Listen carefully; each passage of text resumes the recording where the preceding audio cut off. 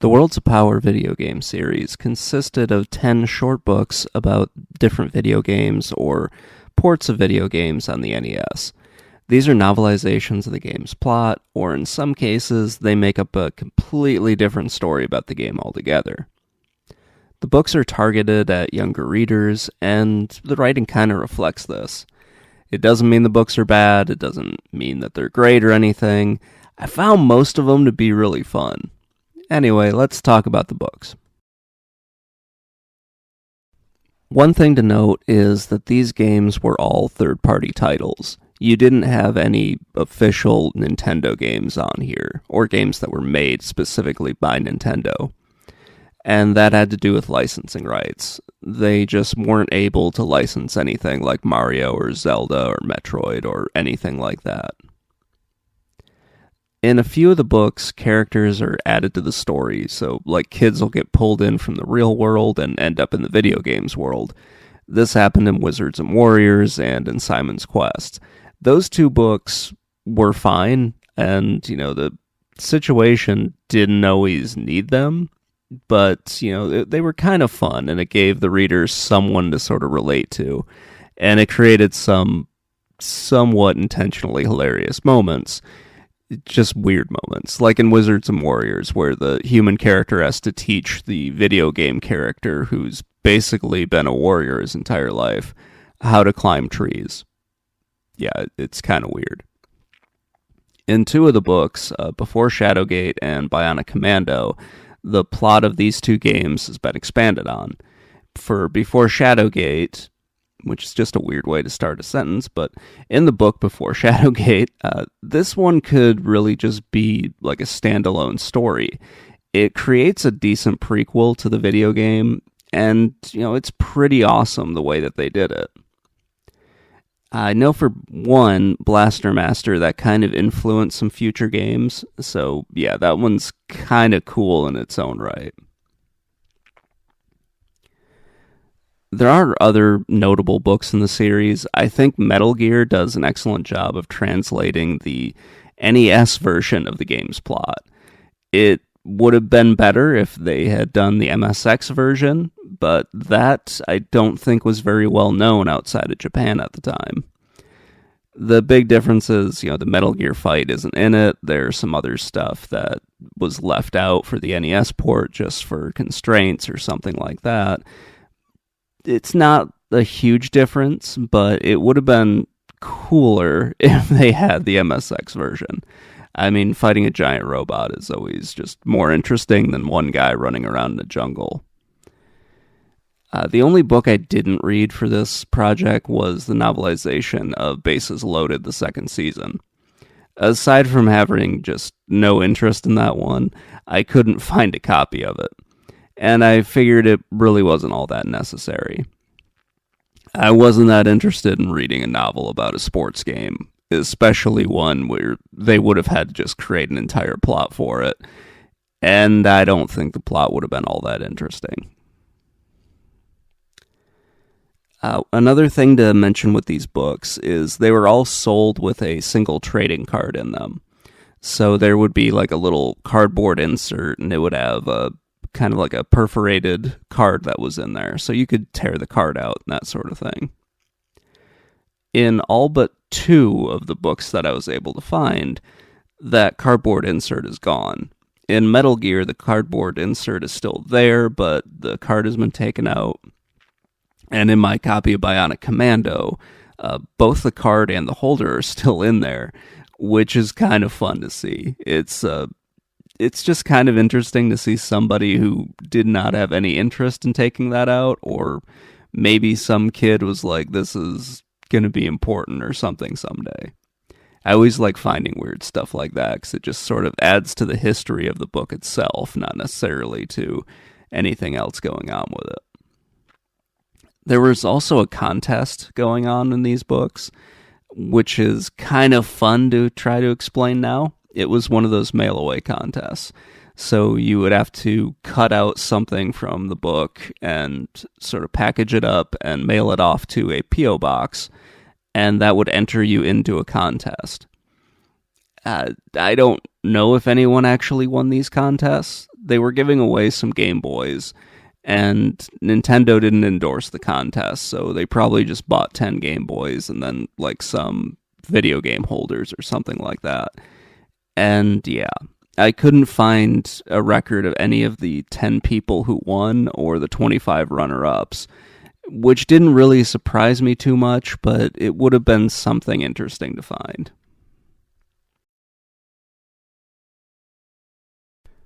If you look at these books today, you'll see that they are all either written by or produced by someone named FX9. This was a pen name used by Seth Godin. He was kind of the driving force behind the Worlds of Power books. He is an author and a businessman.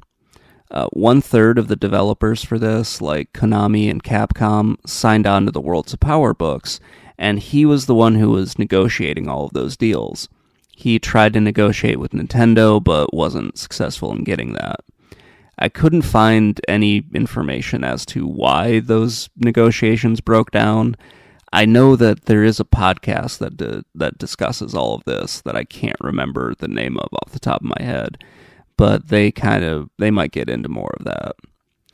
Well, he didn't write any of the books. He was the one who sort of came up with this project, and it was his role, or his role was kind of like a movie producer or something like that.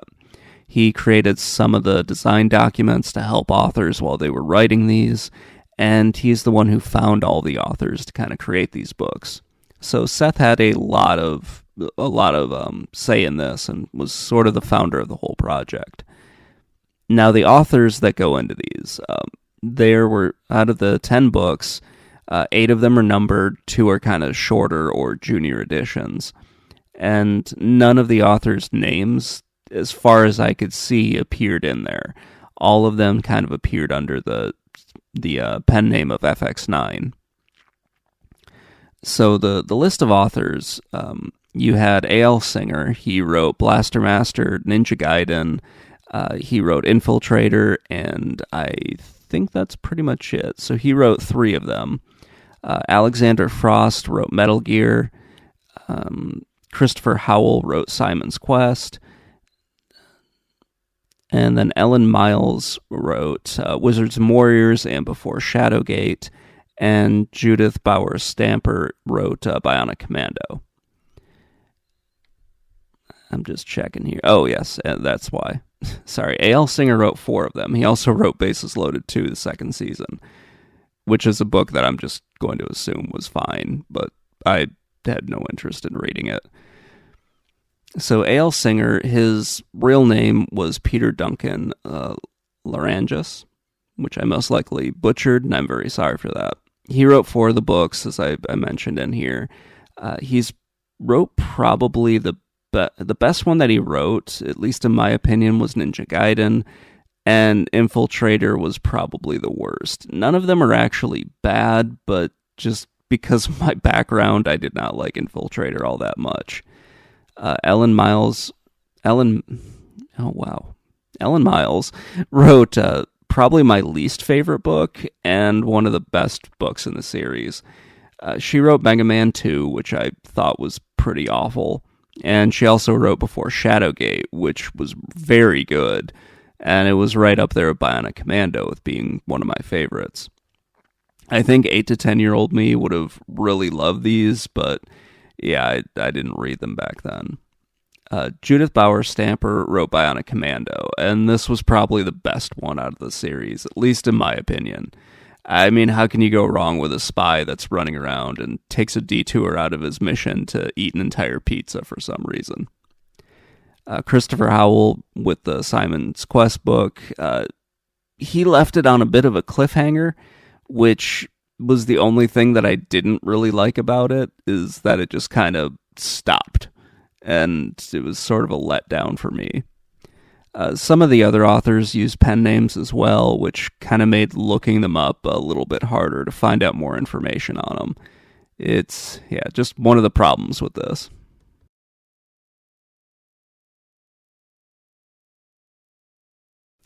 So I just wanted to talk a little bit about the Scholastic Book Fairs.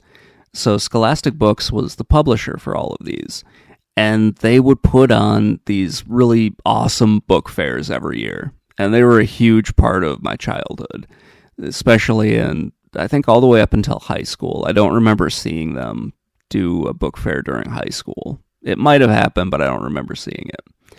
These book fairs were awesome. They would bring in these huge carts of books, set them all up, and they'd give you some time to just like walk through there and decide which books you wanted to buy. They would just bring these huge racks. They were awesome. Mostly I remember looking for like the latest Goosebump books or like scary stories books. I just really liked being scared when I was a kid, so those were the things that I kind of gravitated towards.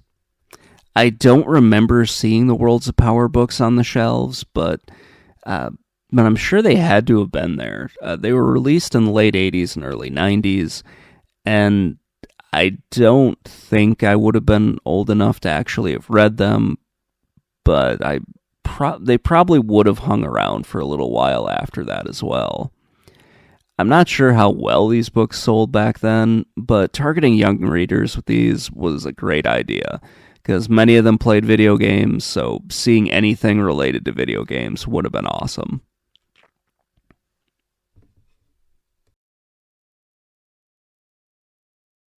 Scholastic Books is still around today, and they still do these book fairs as far as I can tell. So yeah, it's really fun to see these.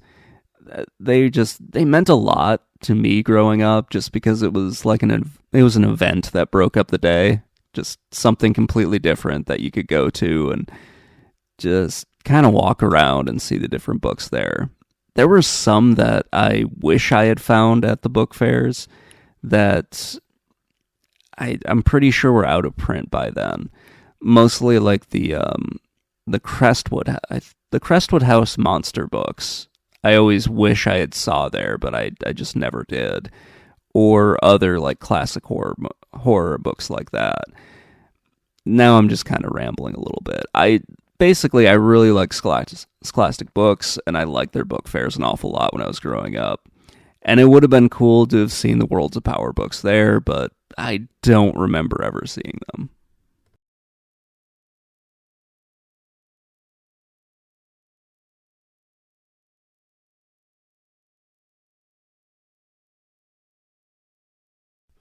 I think we got the rambling part of this video over. Anyway, my likes and dislikes, or my favorite book and my least favorite book. Bionic Commando is my favorite book out of the series, and the book I didn't like was Mega Man 2. It was hard to pick one of my favorites, while my least favorite was not a hard decision at all. There was one book that I mentioned I did not get my hands on, so if I ever do read Bases Loaded 2, that one might change my mind, and it might be my worst or somehow be my favorite, but I really doubt that. What I didn't like about Mega Man 2 was just how nonsensical it was, especially when you put it in context with the other Mega Man games. The fact that there are other Mega Man games after this one just kind of screws this entire book up, because they turn Mega Man into a human and then they never turn him back into a robot. And there was no reason for him to be a human in the book. It really just didn't matter. He's still doing all of the stuff that he would have done as a robot. He's still basically invincible.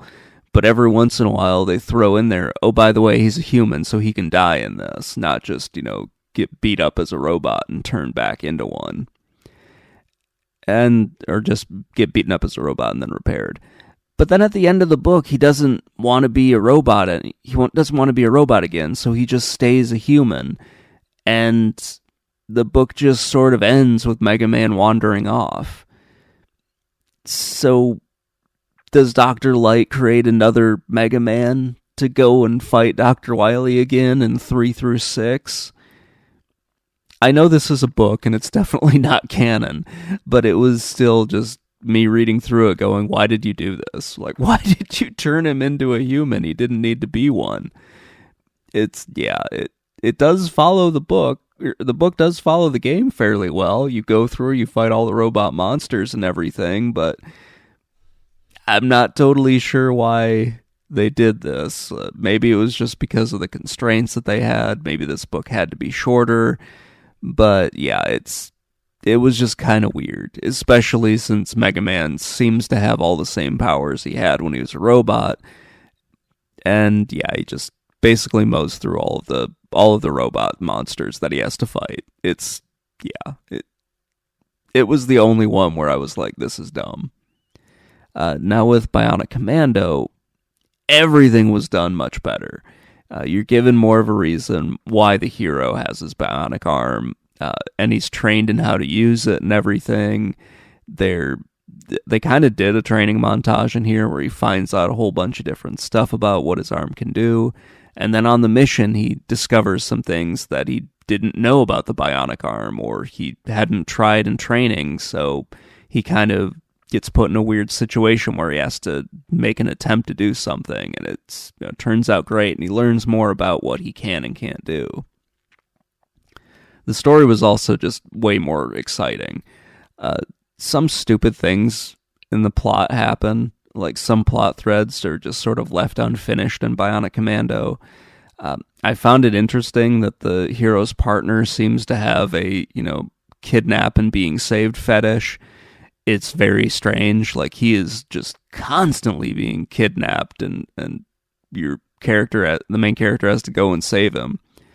They even slip it in at the end for no reason, where he just has to go back and save a guy named Super Joe, who really is not all that super. It's just very weird. It was me looking at this with an adult eye and going, why the hell is this happening over and over again? But if I was like 10, it would have made perfect sense. Oh, okay, yeah, he gets kidnapped, you have to go save him again. But yeah, definitely Bionic Commando was the most fun I had reading one of these books.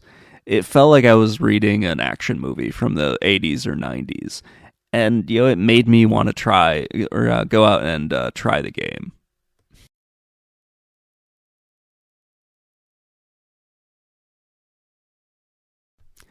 Looking back at this series and just kind of thinking about the time that it came out, and thinking about how old I was back then, I probably would have enjoyed this series when I was a kid. They were written for kind of younger kids, and they were written for kids who like video games. That was pretty much me back in the 90s, or at least in the early 90s. I really would have enjoyed reading these. They would have fit in nice with all my Goosebump books and that sort of thing. Not saying that they're horror books, but they would have fit in that same vein where they're for like a younger reader or something like that. Reading them for this was kind of interesting at times. It is weird to see how some of these games were stretched out into a book, even into one of the shorter ones. Something like Infiltrator, which didn't really have a plot going into it, or if it did, it was like very bare bones. And it was kind of turned into this somewhat bizarre story that was a little stupid at times. These books and the Sega Power and Sega Forces books are kind of collector's items now. They can be fun to read, but the people who remember them, they're not the target audience anymore. They're simply an interesting piece of video game history at this point. That's going to wrap things up. Let me know what you think in the comments below, and I will talk to you all later. Bye.